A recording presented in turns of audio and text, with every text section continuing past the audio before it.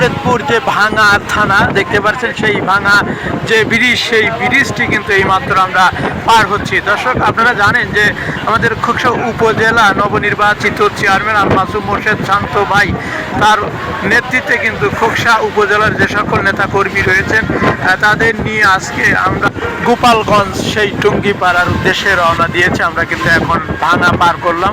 দেখতে পাচ্ছেন যে ব্রিজটি রয়েছে খুবই সুন্দর এবং চমৎকার ব্রিজটি। আপনারা পুরা ব্রিজটি একটু দেখুন, এই ব্রিজের চিত্রটা আমি আপনাদের একটু দেখানোর জন্য চেষ্টা করছি।